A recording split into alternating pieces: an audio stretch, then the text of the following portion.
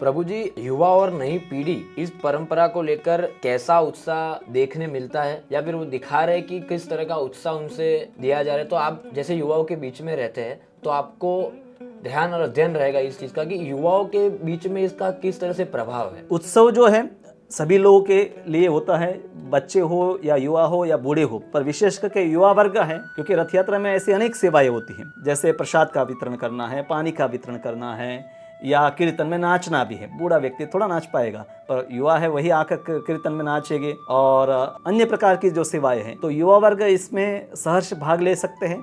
और ये हमारी सनातन परंपरा है कि उसमें हम कई बार उत्सव तो मनाते हैं, पर हम उसके आध्यात्मिक पहलुओं को नहीं जानते हैं। तो इस्कॉन की जो रथ यात्रा होती है उसमें दोनों पहलू रहता है, उत्सव भी और उस साथ साथ में उसका आध्यात्मिक पहलू, कीर्तन, प्रसाद, दर्शन।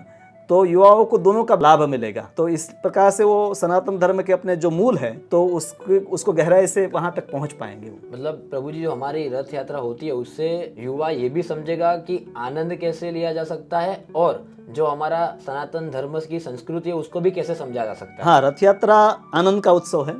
वैसे जगन्नाथ की मूर्ति ही आनंद का मूर्ति है, क्योंकि आप जगन्नाथपुरी में भी जाते हैं तो वहाँ प्रसाद का पूरा बाजार है, और जगन्नाथ रथ यात्रा के दिन उपवास भी नहीं होता है, पूरा दिन प्रसाद का वितरण होता है, कीर्तन होता है। तो प्रायः युवाओं के मन में ऐसा रहता है कि आनंद मतलब कहीं क्लब में जाकर नाचेंगे, कुछ पिएंगे, कुछ नशा करेंगे। पर वास्तव में जब रथ यात्रा में जब लोग आते हैं तब वो अनुभव करते हैं कि आनंद के लिए सिर्फ मन लगाकर भगवान का कीर्तन करे, प्रसाद ले, तो उससे जो आनंद मिलता है वो और कहीं नहीं है। तो ये हर युवा, बड़ौदा में जितने भी युवा वर्ग रहते हैं वो स्वयं इसमें आकर ये अनुभव कर सकते हैं कि ऐसा सुख और आनंद उनको और कहीं नहीं मिलेगा।